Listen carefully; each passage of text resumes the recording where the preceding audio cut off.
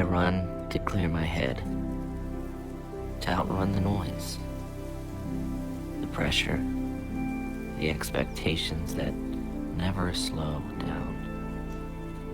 But somewhere along the way I realized you can keep moving and still be falling apart inside. Sometimes the most faithful thing you can do is stop, breathe, and let him restore you from the inside out. So, let's stop pretending we're fine and let God do what only He can do.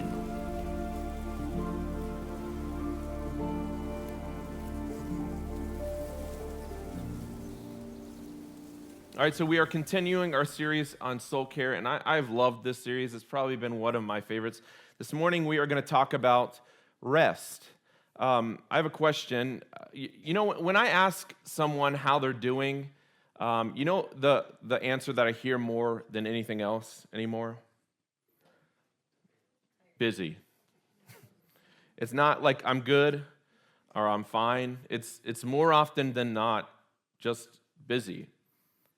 And our schedules, I know this, are packed. Our phones, I don't know about you, but mine, it just like never stops buzzing. And yes, some of it's about like sports and stuff, but most of it's about like schedule and texts and stuff like that. Or our minds just never shut off. I don't know about you, but my mind, I lay in bed sometimes and my mind just like goes over everything that I need to do. Most of us know when we're running on empty. We can feel it. We can see it. But then there are some of us that actually wear exhaustion as a badge of honor. Anybody else? Anybody like that in here? Like you go, and you love that. I know you're not raising your hands because you don't want to be called out, but I know that there are some of you like that. And so culturally, societally, we are told that if we want to make something of our lives, if we want nice things and opportunities and success, then we just have to keep going, keep moving, work harder, do more, right? And here's the thing, as Christians, there's no exception, right? In fact, sometimes we are worse, right? We serve, we volunteer, we show up, we do all these things, sometimes to impress God and sometimes to impress other people, and we do it at the expense of our physical health and our mental health, sometimes even our families. You know, we were not designed to run nonstop. When we read the Gospels, we discover something that I think is surprising to some, and it's this, that Jesus rested often. The Son of God, who had the most important mission in human history, think about this, practiced rhythms of rest. And so if Jesus didn't run nonstop, why do we think sometimes that we should? And I confess this morning that I am not the best or most qualified person to present this message. I'm just going to be honest. I am guilty of the go mentality. I often find myself overextended and moving from one responsibility to the next. I sometimes push myself to the brink of exhaustion, all the while asking, why do I do this to myself? The truth is, slowing down just does not come natural to me and for some of us in here. Rest is something that I have to be intentional about. And if I'm honest, there are plenty of times when I ignore the warning signs. You know the little lights in your car that, tell you something's going on. Our body has those, not the same, but similar things like that. And it tells us like, hey, something, you need to slow down or you need to, get an oil change or something like that, right? And we ignore those. So I just want to be clear this morning, I am not sharing as someone who has mastered rest. I certainly have not. I am sharing as someone who needs to hear it just as much as anyone else in this room. This passage has really been confronting me this week. It has reminded me of some things I don't like about myself. My need to please people, my need for affirmation, my tendency to just keep pushing myself. Right? And all of these things reveal something deeper going on in my heart. I think sometimes if we were actually honest, the reason that we struggle with rest isn't just that we're busy, it's that we're trying to prove something. We're trying to keep everyone happy or trying to feel valuable, trying to feel like we're enough. But the rhythm Jesus models in the gospel reminds us of something very important. You see, our value does not come from how much we accomplish. It comes from our relationship with him. And when we forget that, we run ourselves into the ground trying to earn what God has already freely given us. And so in our text this morning, we're going to see this rhythm, and it goes like this: work, stop, rest. For Jesus, work was ministry, but work, stop, rest. We're going to read in Matthew chapter 6, starting in verse 30. And so I want us to read this. It says in verse 30, the apostles gathered around Jesus and reported to him all that they had done and taught. And then because so many people were coming and going, they did not even have the chance to eat. And so Jesus said to him, come with me by yourselves to a quiet place to get some rest.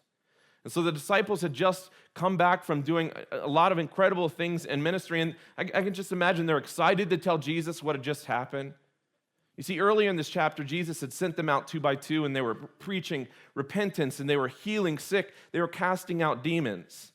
And then they come back and tell Jesus. And I want you to picture this scene because it's really cool. Like, they're excited, they're super energized, they're pumped, and they're telling story after story. And it might have gone something like this: Jesus, you won't believe what happened, or Jesus, this person was healed, or Jesus, people were actually listening. But while they were talking about everything they did, Jesus notices something. And in verse 31, it says, people were coming and going so much that they didn't even have time to eat. Now, I don't know about you, but I always make time to eat. Something that I enjoy. But I want us to think about something for a moment, right? They were so busy doing good things, so busy doing ministry, so busy helping people that they hadn't even stopped long enough to eat. They're running on empty. You know what's really cool about Jesus? He sees it. And what I love about his response is that he doesn't rebuke them for needing rest. He doesn't say, like, come on, guys, like, people still need you. Like, let's get going, right? No, he says, or he says that the invitation for us to come and spend time with him and pull away and rest. You see, something that I've noticed in this text and as I've been studying is and this might be an obvious statement to most of us, but you see, God is not glorified by our burnout or impressed by our exhaustion. Yeah. I think sometimes, like, we feel this need to, like, do a lot of good stuff to, like, prove to Jesus, like, hey, look what we've done, right? God created rhythms. Even in the beginning of Scripture, we see it. Genesis tells us that God worked for 6 days, and then he rested on the seventh. And you know what? God didn't do that because he was tired. Right? God rested because he was establishing a rhythm for you and me. Work, stop, rest. That's how he designed us. But somewhere along the way, many of us lost that rhythm, and because of that, we've developed these really unhealthy ideas about rest. And I want to kind of destroy a stigma surrounding rest for you this morning, and it's this: rest is not laziness. It's not. Rest is actually obedience to how God designed you. Biblically speaking, rest is not simply doing nothing either. When we think about rest, sometimes you're like, it just like means sitting on the couch and like doing nothing. Rest is also not kind of replacing our busyness with things that distract us or kind of numb us, right? I think about our phones or video games or watching TV, right? Biblical rest is intentionally stepping away from activity so that our souls can reconnect with God and be restored by him. I want to ask you a question this morning, not to make you feel guilty. Again, this is just as much applicable to me as it is anyone in this room. But I care about your soul, and so I'll ask, when was the last time that you intentionally stopped to rest like I just described? To pull away from activity that your soul might be refreshed by God. And so Jesus, he looks at these disciples who are doing all these good things, important work, and he says, come away with me and rest. In verse 32, it says, they went by They went away by themselves in a boat to a solitary place, but many who saw them leaving recognized them, and they started to run on foot from all towns, and they got ahead of them. And when Jesus landed and saw a large crowd, he had compassion on them because they were like sheep without a shepherd. So it says he began teaching them many things. Again, picture this in your mind. The disciples are exhausted. They're very hungry. And Jesus says, okay, let's pull away to rest. And as they do that, people notice that they're leaving. So they start like running down, the shoreline to catch them, right? And for a moment, it probably feels to the disciples like we're actually going to get some food. We're actually going to rest. Finally a break. Finally a little quiet. But word spreads. People start pursuing. They recognize Jesus. And by the time Jesus and the disciples land, it said the crowd had already been there waiting. I can't even imagine how frustrating that had to have been for them. Like they're ready to close up shop, right? It's the end of the day. There was a time, if you've been married for any period of time, especially with kids, you know that when your wife and yourself, or when your spouse and yourself are able to get away, it's like sacred time, right? It happens very few and far between. And maybe you're better at it than I was. But I remember being a pastor, and we just decided we're going to have a date night, and so we went and did some things, and we sat down for dinner, and all of a sudden, and I'm going to be as vague as possible, somebody from church came in, and they were like, hey, I've actually been looking for you. I really need you to do something for me. And I was like, oh, good grief. And so I share that to say, just like the disciples, the rest that we were hoping for was interrupted. And I know that as parents of children, that's just life, right? You're always interrupted. But I want you to notice what Jesus does in verse 34. It says, when Jesus landed and saw a large crowd, he had compassion on them because they were like sheep without a shepherd. Jesus, just like he did with the disciples, noticing their need, he sees these people's need as well, and he sees their confusion, and he sees people searching for truth and direction, and the text says that he has compassion. And this moment teaches us something important about rest, and this is obvious, but rest does not mean life stops having needs. It doesn't mean that life stops so that we can rest, right? That does not happen. There will always be people who need you, and responsibilities to carry, and problems to solve, and situations to deal with. If we wait until life becomes quiet before we rest, we never will. This interruption does not erase the need for rest either, and I want to be clear about this. It just delays it, and that's where I think we get stuck in life. Life interrupts us, and we never return back to that rhythm of rest, and that's an important distinction, because we can read these verses and think, wait a minute, Jesus just said we need to pull away and rest, and then something happened that was important, and so Jesus is like, oh, well, this takes precedent, right? Jesus said it was time to rest, but something came up, and we couldn't rest. And so it's a little bit confusing, but that's not actually what happens, and I want to be clear here. Jesus does not abandon rest. He briefly postpones it, and then after the crowd leaves, in a moment, we'll see he withdraws to be with the Father. So yes, it is true that Jesus doesn't ignore the crowd, but he doesn't ignore rest either. He does both. The key observation in the text that we'll see in just a moment is Jesus still withdraws after the interruption. Then in verse 35, it says, by the time it was late in the day, so his disciples came to him. This is a remote place, they said, and it's already very late, so the people send the people away so they can go to the surrounding countryside and villages and buy something to eat. But Jesus answered, you give them something to eat. And they said to him, that would take more than a half a year's wages. And are we to go and spend that much on bread and give them to eat? And so by this point, the crowd had been there for hours, and Jesus is teaching, and the disciples who were already exhausted and tired when this whole thing started are now, I would imagine, drained. And so the disciples come to Jesus, which is with a solution that I think is really reasonable, actually. They say, this is like a really remote place. Think about Kimball, or even more remote than that, right? They say, it's getting late. Send the people away so they can go get their own food. In other words, I bet the disciples were thinking, Jesus, can we please wrap this up, right? There's thousands of people, no nearby towns, no McDonald's on the corner, and honestly, the solution they suggest makes sense. But Jesus tells them, you give them something to eat. And their response is honestly probably what I would have said. Do you realize what you're asking? You see, Jesus is about to teach them something really important. Because while they're focused on what they don't have, Jesus is preparing to show them what God can do with what they do have. And in this moment, it becomes a powerful reminder that even when we feel exhausted and overwhelmed and stretched thin, Jesus provides in ways that we never could on our own. In verse 38, how many loaves do you have? He asked. Go and see. When they find out, they said 5 and 2 fish. Then Jesus directed them to have all the people sit down in groups on the green grass.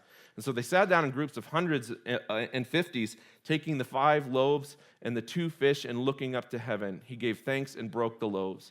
Then he gave them to his disciples to distribute to the people. He also divided the 2 fish among them. They all ate and were satisfied, and the disciples picked up the 12 baskets of broken pieces of bread and fish. The number of men who had eaten was 5,000. And so Jesus responds to the disciples' concerns with a question, how many loaves do you have? And so they search and they find 5 loaves, they find 2 fish. That's it, definitely not enough. And then it says Jesus takes that, he looks up to heaven, he gives thanks, and he begins to break the bread, and he multiplies it. He hands it back to the disciples. They distribute it to the crowd, and somehow it doesn't run out. More bread, more fish, more people fed. Until the text says that everyone ate, even the disciples, and this is very important. You see, it was the disciples that hadn't eaten all day, right? And so Jesus feeds the crowd, but he also meets the need of the 12. Think back to this verse at the end. I think it's verse 43. What was left over at the end? 12 baskets of food. Enough for each of the disciples to have one. In other words, Jesus is not just providing through these disciples, he provides for them. And sometimes we forget that when we're busy serving and busy helping or pouring ourselves out, we can start to believe that everyone else's needs matter more than our own. But Jesus cares about the people we serve and the people doing the serving. He sees the crowd, but he also sees the 12. Even when we are tired, even when we feel stretched thin, even when what we can give Jesus isn't anything impressive, he takes it and does more than what we ever could. And it proves this. On our best day, on our most productive day, we have nothing on Jesus, right? And so what does this tell me? That I need to stop acting like I'm the one holding it all together. I am not. It is Jesus. It has always been Jesus. And then in verse 45, it says, immediately Jesus made his disciples get into the boat and go ahead of him to Bethsaida while he dismissed the crowd. After leaving them, he went up on the mountainside to pray. And so after one of the greatest miracles in all of the Gospels, Jesus immediately makes disciples get in the boat and leaves, and he dismisses the crowd. Imagine the scene, right? The people are full, the excitement's high, everyone had just witnessed something incredible, and if there was ever a moment to keep the momentum going, this would have been it. And instead, he sends the disciples away. He sends the crowd home. And in verse 46, it says, after leaving them, he went up on a mountainside to pray. Again, notice this pattern, right? Work, stop, rest. Again and again in the Gospels, we see this rhythm in the life of Jesus. Not occasionally, but often. This was not something that Jesus did when he had free time. He guarded his time with the Father. He didn't wait for quiet time to appear. He created it. And that is an important lesson for us because many of us say that we want rest, but we never create space for it. Let me tell you what I mean. We schedule everything. We schedule play dates for our kids and meetings and sports and work and practices and events. But when life gets busy, the first thing that we squeeze out is often rest and our time with God, isn't it? And yet Jesus models something completely different. He intentionally steps away from the noise and withdraws from the crowd. Why? So he can reconnect with the Father. And he's showing us to do the same. Ultimately, the Bible teaches that rest is not just about slowing down or sleeping or like vegging out in front of the TV, like I said a few moments ago. It's more about where our soul finds peace.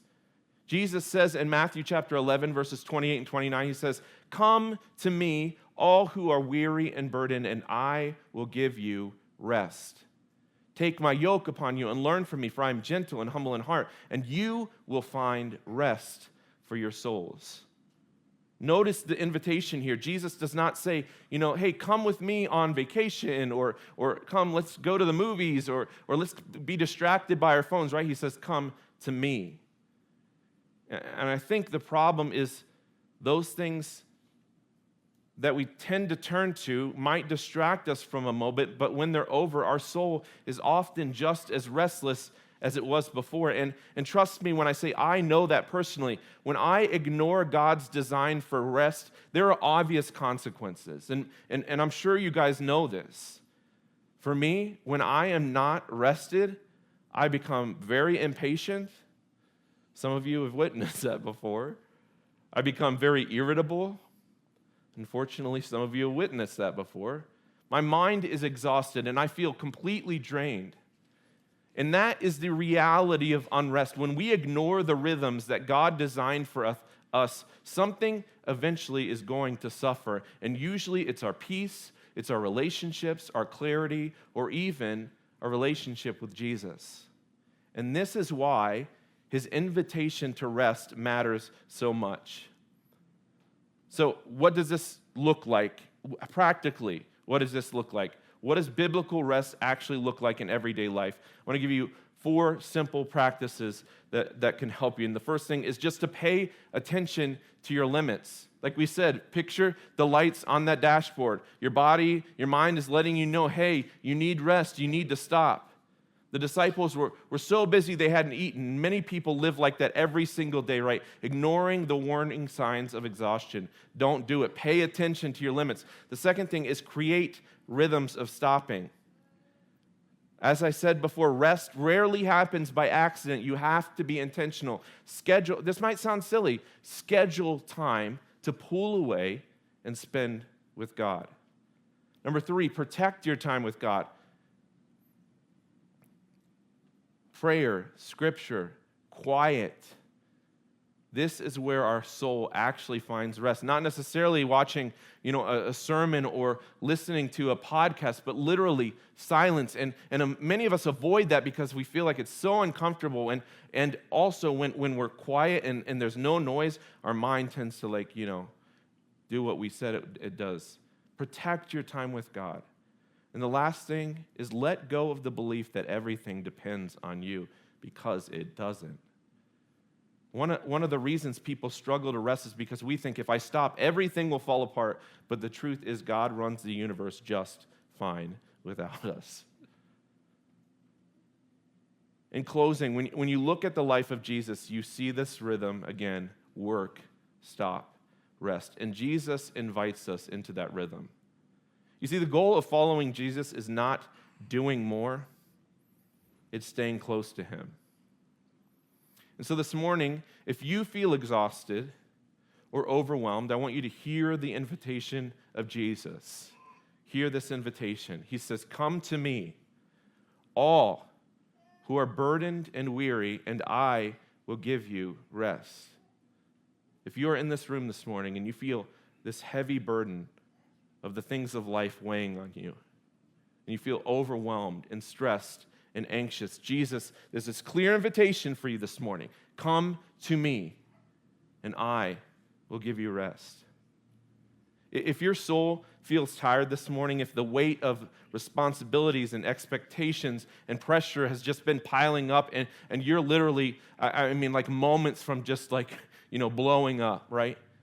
Jesus is inviting you this morning to bring that to him.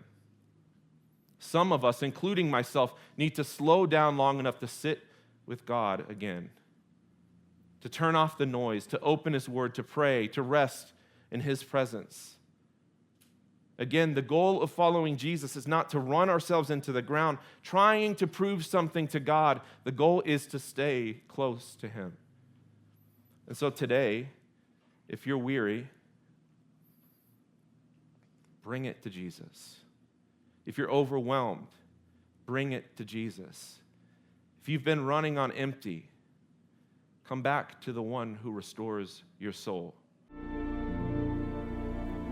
I run to clear my head, to outrun the noise, the pressure, the expectations that never slow down. But somewhere along the way I realized you can keep moving and still be falling apart inside. Sometimes the most faithful thing you can do is stop, breathe, and let Him restore you from the inside out. So, let's stop pretending we're fine and let God do what only He can do.